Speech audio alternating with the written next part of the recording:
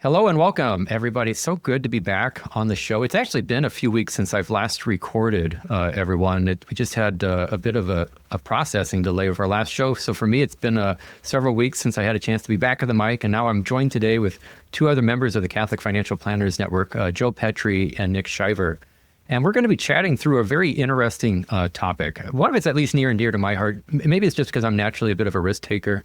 And I need maybe some sound guidance from Joe and Nick to help me stay the course and stick to the plan. But, we're going to talk about this whole relationship of risk and reward and, what is risk, what's reward, when to think of something as being realistic or reasonable to pursue, and what are solid expectations for returns which you can see in your finances or in your portfolio, but also maybe to know when you're getting greedy or something's a little too good to be true and you're coming up against what we could call a get-rich-quick strategy and perhaps get yourself into trouble.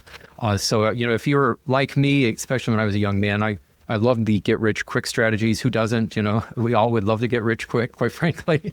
But, they're a little too good to be true. And so we're going to kind of chat about, when is something actually possible and worth considering or pursuing, and when is it best to just say, no, let's pass. But before we get more into that topic, Joe and Nick, I'd just like to have you guys introduce yourselves back to the audience and say hi to everyone. Joe, if you wouldn't mind, could you just share a little bit about yourself? Sure. Joe Petry. My wife and I are in St. Louis, Missouri. Small RIA, Mayfair Financial. No kids, but we've got a couple dogs, and we've got a lot of nieces and nephews, and I also raise bees, so beekeeper. Oh, now, Joe, that's a fun fact. That's definitely... There you go. After the call here on that. That's actually been a hobby that I've wanted to get into. So it's very fantastic. Nick, what about yourself? My name's Nick Shiver. I wish I owned bees. I can't claim that I do. I do have two young children, though, who buzz around the house. So that's I guess, my activity. We just had our second baby a couple of months back, so we're in the thick of it in terms of sleep. Hopefully the bags under my eyes aren't too visible. But financial planner out of Columbia, South Carolina. I work for Column Water Advisors, small local group, independent. We work with clients all over. Big emphasis on comprehensive planning, which is, I think, just the best part, looking at everything from a client's perspective. So excited to be back on the show. All right. Well, we've got quite the diverse group of advisors here. Folks from St. Louis, folks from Columbia, South Carolina. I mean, I hail from the upper Northland, basically in an igloo in North Dakota. Yeah. So I'll let you guys know what it's like once, I come out of the snow. Yeah. in a few months. But, well, thanks for joining me again, fellas. I'm looking forward to this conversation. And, all of finance is really kind of built into this idea of risk and reward. And I think maybe we naturally we have an understanding of that. Ultimately, if you want reward, you got to take some risk. The two are connected. There's no free rewards out there. And, I'd kind of like to get both of your thoughts, as to why. Like, why is risk and reward connected? Joe, if I remember right, I believe you've got an economics background, and maybe not to put you too much on the spot, but do you have at least any thoughts to why risk and reward, the two go hand in hand? I do have an economics background. Risk is basically being compensated. The reward is what you get for taking on risk. And so there's a direct connection between these two. And, so one of the obvious questions as you're looking at an investment is, are they talking about an investment that doesn't have any risk at all? Because if that's the case, you need to just shut that conversation down, because those investments don't exist. So you've got to be, very cognizant of that trade-off, that the higher the potential reward, you are taking on more risk, whether you realize it or not. Right. That would make sense, because I think what I've seen, Joe, in working with myself and then, just in my own self, but then across clients, is that we all want really good returns. We all want really good rewards. And so, if we were to take a poll and ask everyone to raise their hand out there, who doesn't want the best returns for their portfolio? Everybody raises their hands. So there's not really a person out there who doesn't want really good returns. And so with that kind of creates naturally, at least usually, as a competitive marketplace in which people are kind of on the lookout for these things. And so if there's any easy or low hanging fruit and you can just go and snag it, there's the old economics joke that, if you see $100 bill on the ground, it probably actually really isn't $100 bill because, they just aren't there. Someone already would have taken that opportunity because, look, other people are looking for the same thing too. And so that's kind of what really sets that risk versus reward relationship, because like if it was just so easy that all I had to do was just take it, it's like, well, like how long would that last? It wouldn't last very long is the honest answer. Well, just as a quick response to that question, if you've been paying attention to the news in the Euro markets, they've been talking about the difference between 1/1000th of a second as making the difference between profit and loss between some of these fast trading companies. So that's 1/1000th of a second. 1/1000th of a second. Yeah. So if that tells you anything about our ability to get news while it's still fresh and before markets have responded. Dang, that's incredible, Joe. Yeah. So let's see, talk about a gunslinger. Like you can pull a gun out faster than that, a billionth of a second. And so, well, and that kind of ties into this notion of information and risk and reward, which I wouldn't mind delving into a little more as well. But Nick, do you have, I wouldn't mind getting your thoughts. I mean, why are risk and reward connected? Yeah. And I know Joe has the economics background. Ben, you and I share some of the philosophy background. So, I was first thinking about this question, I was wanting to take a step back even further and think, what is risk to begin with, and taking it even outside the finance world. Someone who'd be very safe would never leave their house, might not even ever get out of bed. There's risk in going up and down the stairs. There's risk in driving every day. But if all we did was huddle up and avoid any kind of adverse outcome, we wouldn't be living a very good life, a life with much potential. So even taking this out of economics, there has to be some kind of risk taking in your everyday for a good life to be lived. And Aristotle will talk about the mean between two extremes, and courage, it doesn't just mean rashly doing something for the sake of potential good outcome, but it really means finding the middle ground between being too rash and being too cowardly. So I think even kind of having that background going into discussing the financial picture and how that applies, I think this is applicable to anything in life where to do something even moderately good, you have to take on some kind of risk. And I drove to my office and anything could happen there, but I'm hoping that there's a reasonably good outcome and I wasn't incurring too much risk to get here. So even taking a step back further, I think you can see that there's risk in everything. We have to take on the appropriate amount for a good outcome. Right. So, I mean, at the end of the day, life is risky. And, if anyone has any issues with that, then you'll have to just take it up to the big guy upstairs, is what I say, right? It's above our pay grade. We weren't the ones who decided to make life risky or not. It's inherently risky. And maybe to your point, Nick, to keep things too safe or too conservative, it almost would be unvirtuous. It would be vicious because one could argue that being too safe is itself a risky proposition, right? And so, which is a little fun and ironic, but it's also true. And so, like, whether you want to take on risk or not, like the reality is you do, because life is risky, and it's the two go together. And we have a natural response when we think of risk to think about negative or bad outcomes, and like, oh no, what if this horrible thing happens to us? And obviously that does happen, and that could happen, and we do need to think about such things. But risk goes both ways. Risk has the opportunity for negative outcomes. It also has the opportunity for positive outcomes. And so there's a lot of mindset and a mental approach to this. As are we going to be pessimistic in our response to risk, or are we going to be optimistic in our response to risk? And I think my hope would be is that we tend to stay on that optimistic side. It quite frankly, it's going to be difficult, I think, to do well financially if your response to risk is consistently pessimistic. That goes back to what you were saying a moment ago, Nick, that you'd be inclined to want to hold yourself up into nothing, and then all this possible good things in your life, all the good things that can happen with opportunity or risk, are being missed or lost. And so, I think what I'd like to, kind of encourage for our audience as we continue the conversation is to be thinking more of the optimistic side of risk. Although, there are negative concerns, and, maybe those are best addressed through some level of insurance. But I mean, for our purposes, thinking of investments, which is kind of what I would like to think about when it comes to risk and reward, I think that would be the optimistic side, which would need to be. If you are wanting to pursue an investment, you have to have some optimism in it. Otherwise, you probably shouldn't pursue it, because you're not going to be invested for very long if you're consistently worried about what's going on with your money.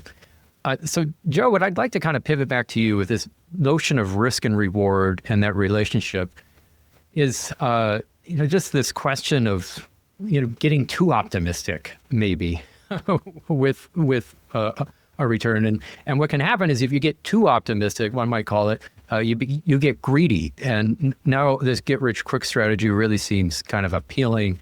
And someone sold you that the idea is you gotta move quickly. You gotta take advantage of this thing right now in order to turn around and seize this steal. And then you're like, oh shoot, this is such a good opportunity. I can't walk away from this. Like, I'd be a fool. I'm gonna lose money if I don't move ahead. And so like what I'd like to ask from you, Joe, is like, how much optimism, like how do we gauge the optimism? We need to be optimistic, but like, hey, there's the risk and return go together. This deal can't be that great because now we're starting to kind of defy the risk and return parameter. What's your take if someone were to come to you and just say, I've got this really good deal, and they're super optimistic about it? How would you respond to that, Joe? That's a great question. And you're absolutely right. We have to take risks. It's inherent in everything we do. And so the question is, I guess one thing is assessing how good are we at understanding the risks involved, which I would say we're not very good at that. But also, how much risk do we need to take? And, risk in and of itself is not a positive, it's a negative. We don't want to take risk. We have to, because, for us to reach our goals and our clients to reach our goals, Nick has to leave the house to get to the office. I mean, it's absolutely necessary. But the question is, how much of that do we take on? And I would argue that, we need to do that within the context of a plan, so that we've got a mechanism to measure how much do we need to achieve what we want to achieve. Otherwise, it's going to be a very arbitrary process. And I would say, to the extent that we're hot on a current topic, we got a call from a broker, we got a call from, a product provider, and that's turned us on to a product and a potential opportunity, I'd be very cautious.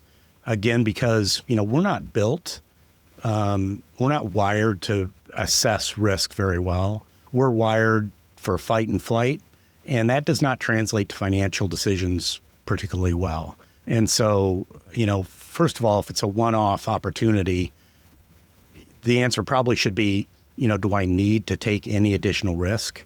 And the default should probably be, I'm not going to take a risk unless I need to. And so the question is, do you have a plan that you've set forth, you've talked about and thought through the amount of risk that you're taking, and, identified, what you're willing to risk, and, is that going to allow you to meet your goals? So it's, what do we need to take on? Yeah, Joe, I mean, I love that, because at the end of the day, risk can come of really two types, a compensated risk and an uncompensated risk. Not all risk necessarily is compensated risk. And it certainly doesn't make any sense to take any risk that's not compensated. But maybe to your point on the plan-wise, like, if you don't need the risk, then why take it? Because, risk does have the possibility for upside, but it certainly has the possibility for downside. And, kind of like, the common approach here is, if we've come to the end of a football season or we've won the game, why take any risk that would either jeopardize the players or jeopardize the game? It doesn't make sense. Let's seal the deal and close it out, because, we're opening, ourselves to a bit of misfortune and maybe even just pride, haughtiness to, where we're risking ourselves in a way that, like, why? And so I do love that answer, Joe, of it. Like, what should decide the amount of risk you take is not by the possibility of missing an opportunity. Because, I mean, by definition, we're always missing opportunities. There's lots and lots of opportunities out there, and you've been missing them for endlessly, and you're doing just fine. So it's not like you have to take this opportunity. Like, we only really need to pursue an opportunity because it works for us or makes sense or is what we need to achieve our goal. So it's goal driven, goal decided, which just strikes me as the smart way to be thinking about this decision. And the other thing I would just add is some clients and some investors enjoy taking on those risks, and they are excited about that. That's fun. It's a hobby, and that can be okay. And so we do that, but via a cowboy account. So that's an account that they handle themselves.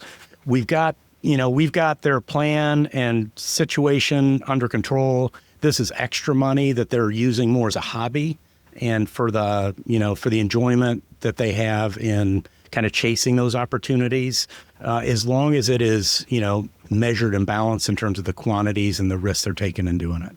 So in that sense, you can take that higher risk, but with a relatively modest amount of money that's not going to jeopardize your plan if things go poorly. Sure. Yeah. So, I mean, at the end of the day, if you want to take some risk or be a little more aggressive, I mean, it's not like that's always a bad idea. But I mean, even to that point, Joe, I mean, I think some of this is like, well, let's not take too much risk that starts to jeopardize the plan. I mean, the amount of risk that we're taking is still very segmented and limited, and it's almost like a pressure valve relief as the way we're going to handle this. We'll let you have your fun, but we're not going to put everything else in jeopardy while you have your fun, because that starts to seem silly, or at least not what makes good financial sense. What's your take on this, Rick or Nick? I mean, in particular, like if someone came to you and said, hey, I've got this great opportunity. Should I move on this? It seems like it's going to be a good deal. Could be really good for us. Could be really good for my family. What say you, Nick? Yeah. I'm often particularly cautious of the rushed approach. If it's something that feels like it needed to be done yesterday and we don't have the time to do our due diligence to do research, that's risk on top of risk, right? Not only is it a potentially risky investment in itself, but your decision-making process hasn't had the time to be really founded, which adds risk to the risk. And, there have been people who have certainly acted maybe very quickly, unnecessarily quickly, and it's led to a good outcome. I wouldn't call that skill, though. I would call that luck. And part of risk, as you mentioned, Ben, can mean that it's a positive return. So doing risky things can sometimes pay off, but that doesn't mean that that's the norm by any means. The house always wins, as that casino saying goes. Some people can come in and make a killing real quickly, but if we're doing something that's rushed and it feels like it has to be done or it won't get done, we need to look at every strategy any supermarket does, last chance or too late. Or scammers on the phone. You can't talk to anybody. You need to make this decision now. Usually, those kinds of decision-making processes aren't going to end well. So, I just kind of add to Joe's point. I mean, not only should we look at the financial plan and the circumstances, which is probably bar one, right? What's the most important thing in terms of your financial plan and your picture, but also the process by which we assess one decision or another. I think if we're not doing our due diligence or feel like we even have the time to do it, there's already a big red flag, right? Because there's controlled risk, there's assessment of a wise decision, and if we don't even feel like we have the time to do that, we're really starting to stack up potential poor outcomes being, more and more likely. Yeah, well, and I think maybe just to follow up on that, Nick, thanks so much for your thoughts there. It's like, opportunities come by all the time. And so like, if there was something about this opportunity that it has to happen now, it just starts to be a red flag, because there really is no opportunity that's worth pursuing and that actually has good possibilities to it that necessitates it happening right now. And quite frankly, folks, there are predators, right? And people who take advantage of other people. And what they're really preying on is your desire, your greed for easy money. And so maybe we could use that as kind of a bit of a pivot point just to talk about easy money. That kind of tied in nicely at the beginning with the segue between risk and reward, but there can't be easy money because we all want it. We all want there to be easy money. I mean, if we're being honest, I think we do. Like, not if we could, and I didn't have to work another day in my life, and I got everything provided for me, and all I had to do was just ask for things, and it was given to me.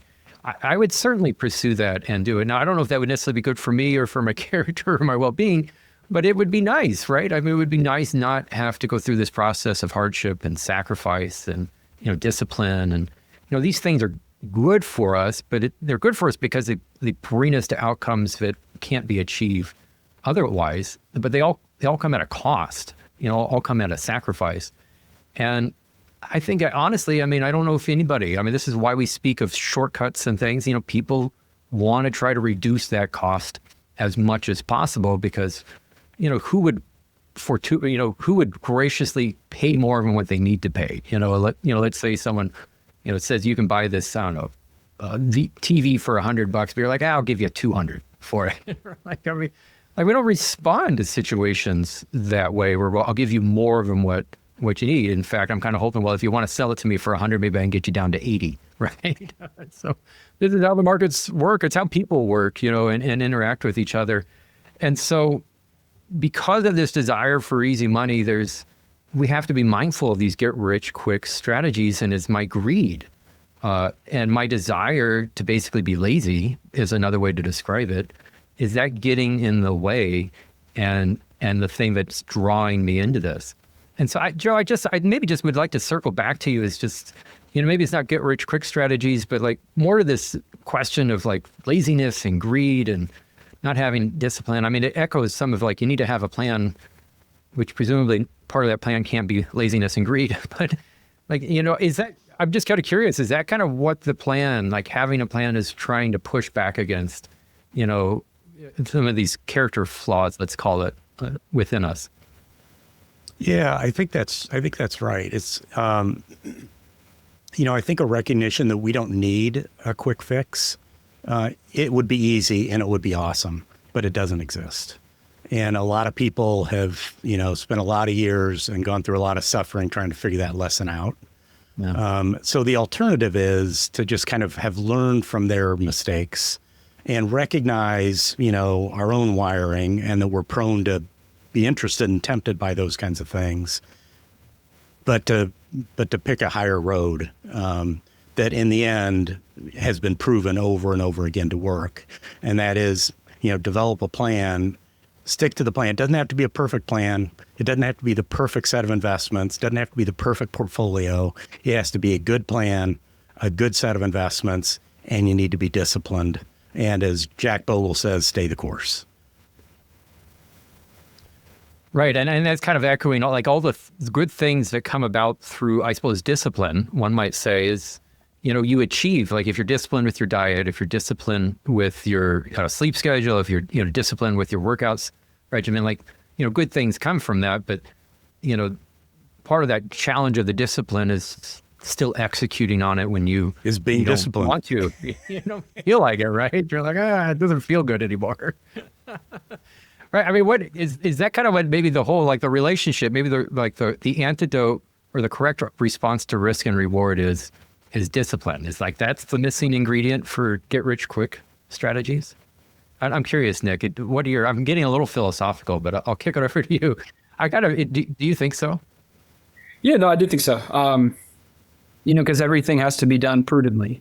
When we're on our own and when we're in a spot where we're tempted by something that has a strong grip over us, like excess wealth, we don't act well if we're not backed by some kind of plan in play. And when I was hearing plan, what I was thinking when you were speaking was also just routine or a rule of life. The church has it for us. I think religious houses have it. There are things that we do and things that we don't do. Because if the church didn't spell out certain things for us in terms of sin and right and wrong, we would all probably experiment with them to see if they worked out or not. But thankfully, those guardrails are out there provided by the church. In the same way, our financial plan should be that for us. What's in bounds?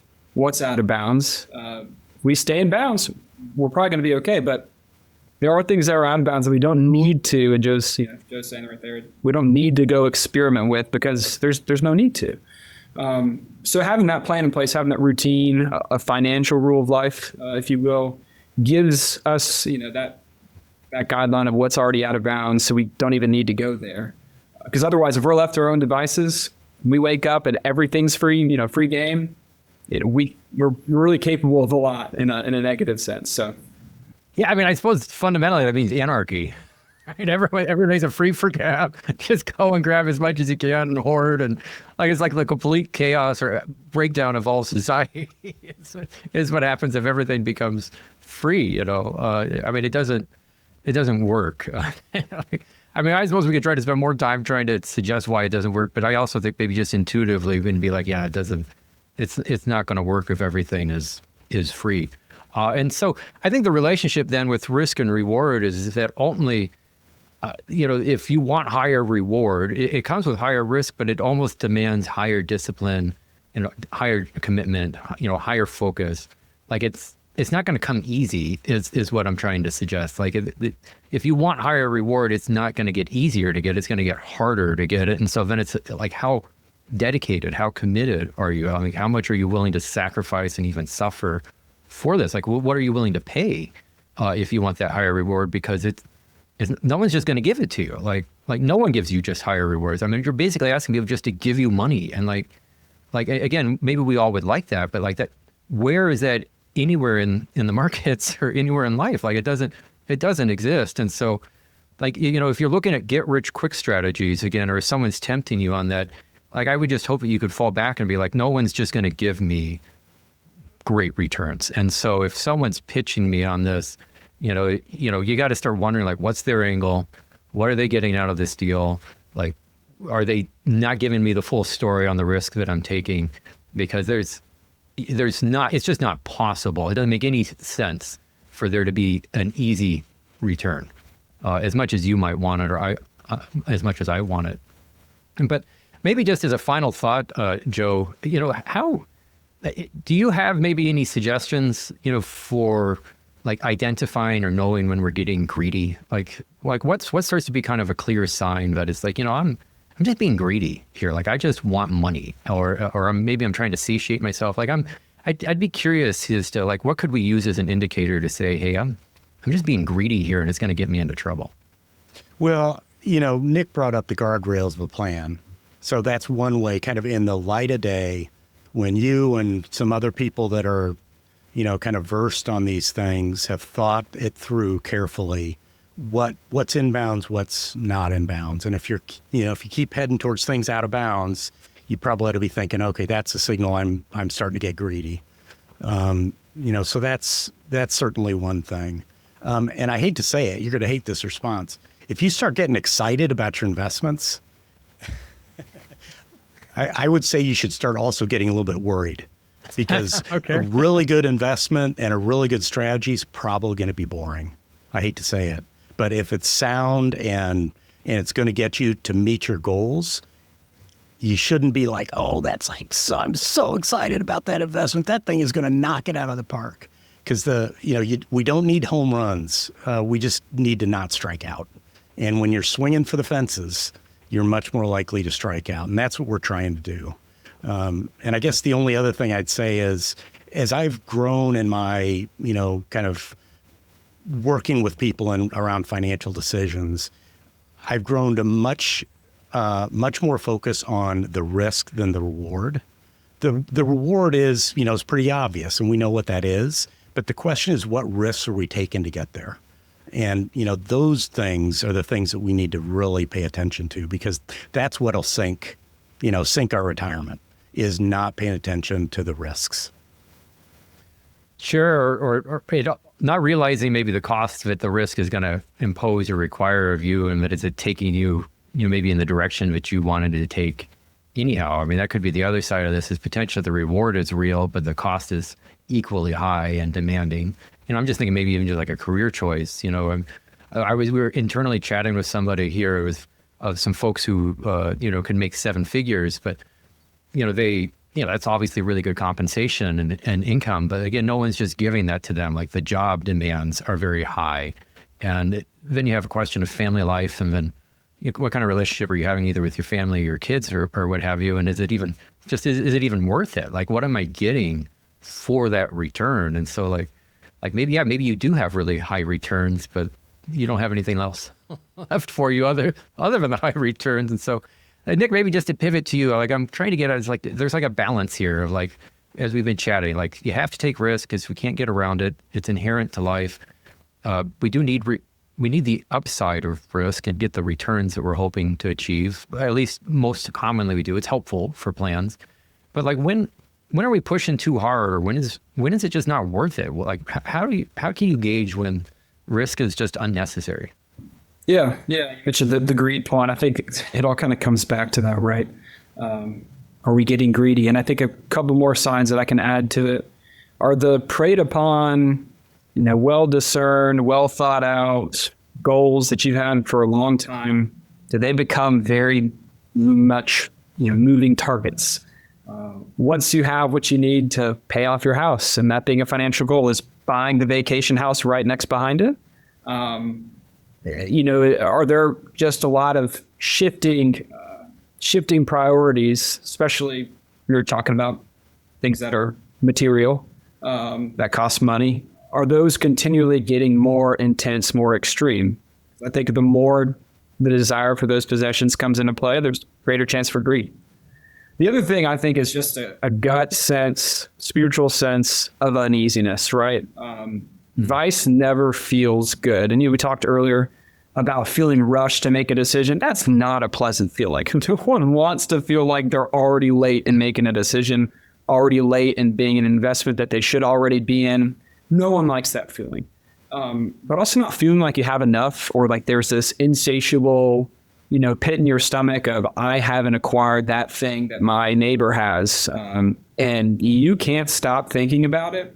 Greed's probably involved there too, right? So I think that's kind of just a gut sense, but if objectively too, some of those goals that, maybe you've already accomplished are starting to get more and more extreme and potentially unnecessary, I think you could chalk that up to greed potentially as well. So just a couple of things we can be on the lookout for, because, at what point is enough? And there's only so much we can store up on this side of heaven that's worth it.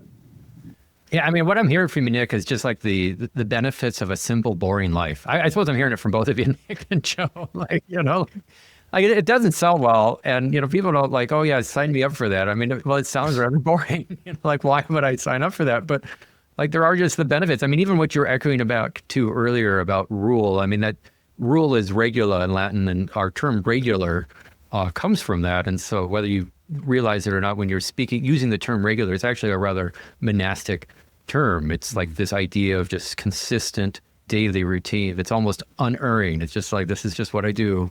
This whole notion of discipline, like every day it's the same thing. And well, it's very boring, but it works. It gets the job done. And it's really maybe as much as what you need. Because it's, I don't want to say you shouldn't pursue opportunity and you shouldn't try to improve or, take chances when you're younger. Sometimes we work with a lot of younger clients. Folks want to do that, but like, those all start to become more speculative, and we move from like an investment more into a gamble.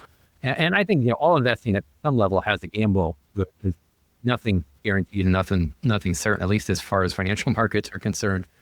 So we're all gambling to some level, but we're increasing that as you go down on that risk level where it's like it's just a roll of the dice. Like it's, who knows, this could go any which way. Like you're just kind of throwing your money and hoping something sticks. And that seems like a terrible way to go about things. And so, Joe, you had suggested, as we got the call underway beforehand, it's like, well, how does this whole relationship, risk and reward, start to translate into investment products? Like what are ways in which you can, and we're not going to make a recommendation here because that's not the intent of the show or the podcast. Although, while I'm thinking about it, folks, if you've been maybe intrigued by this conversation and have found value with it, I certainly would encourage you to reach out to either Joe or Nick for their services. But also, we have the Catholic Financial Planners Network, and we're growing, it's fantastically well. We're seeing more and more Catholic advisors joining the network. And so if you're looking for someone you can connect with and be a trusted resource for you, please reach out to the Catholic Financial Planners Network. CatholicFinancialPlanners.com is where you can maybe find somebody to be of assistance to you. But to this end, everybody, we're wanting to kind of chat about how does this actually manifest itself into products? Like, are there investment solutions out there that allow me to maybe, I could put my money into it and I get a return for it, and you can have some reasonable, it's not just throwing money at the wall and saying a prayer and hoping it works. Like, if it has like a reasonable expectation of success. And Joe, I mean, at least in your experience or your work, I mean, what would be something that you would come to mind? If I said, hey, I've got this great opportunity and I want to pursue it, I'm going to make a bunch of money, and you're going to redirect me and say, hey, Ben, I'm glad you're excited and you want to do things, but it's actually boring and simple if it does the trick. Like, what would you maybe propose as an alternative to me?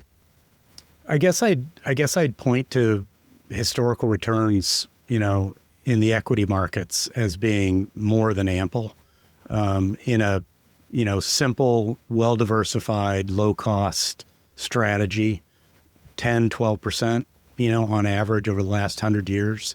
And that's going to double in 7 years. That will get you to your goals. And that's equity markets, that's risky, but then you build in a component, safe bucket of assets to make sure that you've got flexibility built into your plan. Because we don't know what the future holds. We do know there'll be surprises, both good and bad, and we need to prepare for those things. So those equity returns come with downside. On average over the last 75 years, there's been a 30% decline in the market during that time period. So you need to prepare for the risk that you're taking and understand then how you deal with that risk when it's there. So you're not selling when the market's 30% down. You're using your safe bucket of assets to get you through that period. So you're taking on risk, but you're understanding the risk. You've planned for the risk, and you've got a strategy to deal with the negative consequences of that risk when it comes.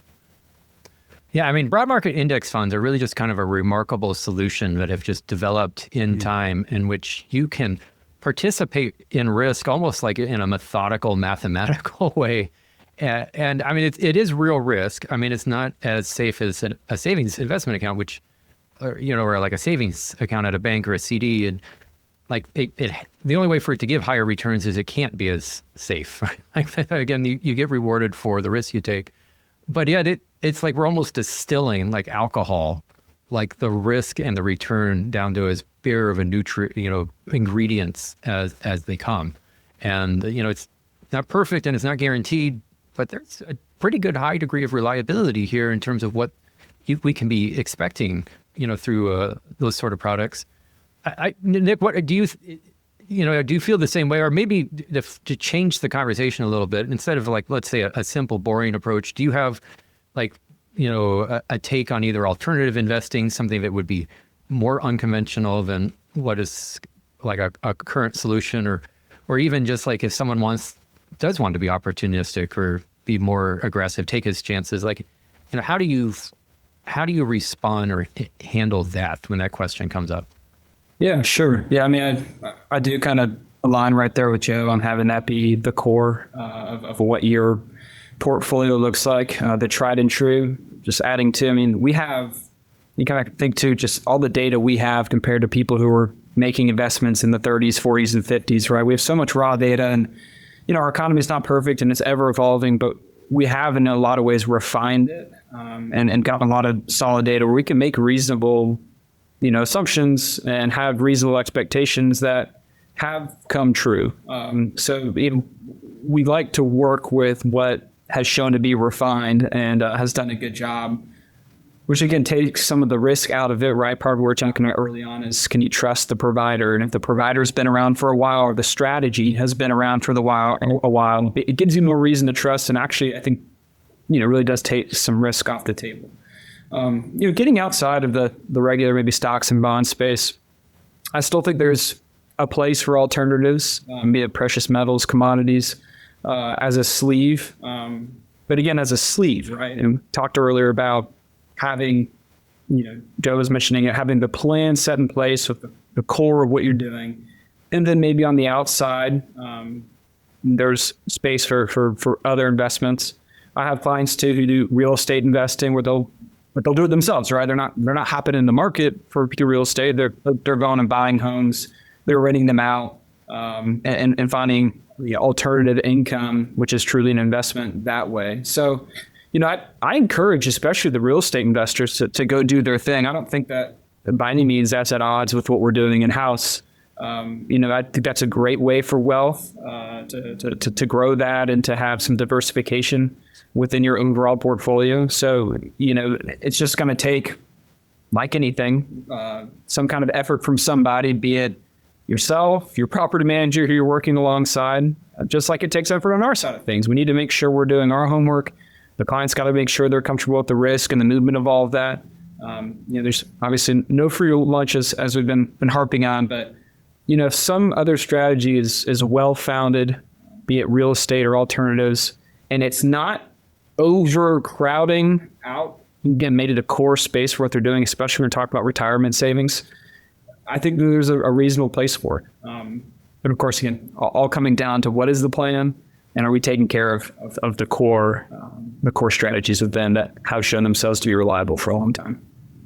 Yeah, I mean, absolutely, Nick. I mean, we work with a lot of younger clients, and so alternative investments is something that we consider and pursue and recommend as necessary. But they're younger, they feel like they can take more risk. I think factually they can, take on the risk. They've got the means for it.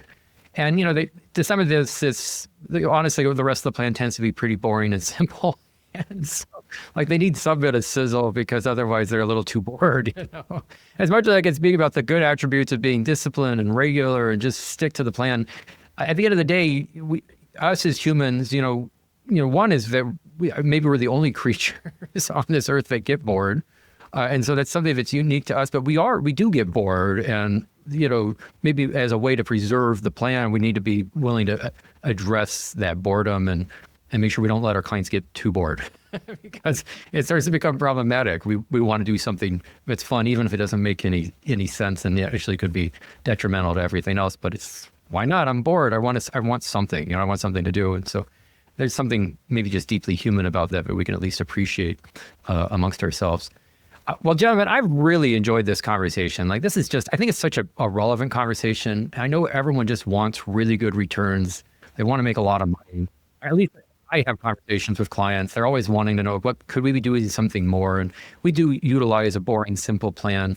And then we are trying to get the most money we can for the dollars. But at the end of the day, risk and return are connected. And so if you want really good returns, you're going to have to take on more risk. And part of what I was suggesting earlier is it's usually that risk, as you were mentioning too, Nick, a moment ago, it starts to require more and more commitment on your part. So maybe there are higher returns to be had in a real estate rental property portfolio, which are working for those more. Again, they're not just there for the taking. It's not just you have to choose to take the risk. You're now putting even more commitment, even more time into them. And so if there was just one clear message that you folks picked up from this is that look, all return requires some level of commitment. And so the higher you go on that risk return relationship, the higher that commitment's going to be. And there's nothing easy about it. And if anyone's trying to tell you it's easy, they're trying to sell you something, guaranteed. They're trying to sell you something. But to that end, you could work with two really good advisors here, folks, either Joe or Nick, or again, other Catholic financial advisors. And, hopefully you've picked on, we're not going to try to tell you something easy. That's not going to get you anywhere, but we will sell you a good, solid plan. And so, Joe, if someone wanted to follow up with you and connect further, where could they turn to learn out more, to connect with you? Yeah, Mayfair Financial. So we're based out of St. Louis. So, you can find my stuff on the website. So Mayfair Financial, St. Louis. Awesome. Thanks, Joe. And then for you, Nick, where can people turn to? Yeah, so I work for Calmwater Advisors, so they can email Nick at calmwateradvisors.com. We have a website too, calmwateradvisors.com. And I know my listing's also on the Catholic Financial Network, Catholic Financial Planners Network website. So all that's on there too. And yeah. All right. Well, folks, thanks so much. Joe and Nick, thanks for being on the show. Folks for listening and being here. If you've got any ideas for what you'd like to have for future episodes, be sure to let us know. We do a mixture of meeting with advisors one-on-one to share a little bit about their backstory and some of their personal interests or career enthusiasms. But then we also like to get together in these more collaborative efforts and we chat on financial topics. And so if there's maybe a topic you'd like to have us kind of bounce around, let us know, send us an email. We'd love to go and, kick that around with some members in the network and delve into it. So hopefully you've all really enjoyed this conversation on risk and reward. So with those thoughts in mind, I hope for God's blessings on each and every one of you. Thanks so much for being here. Thanks, guys. Thanks all. Thanks, Ben. Appreciate it, guys.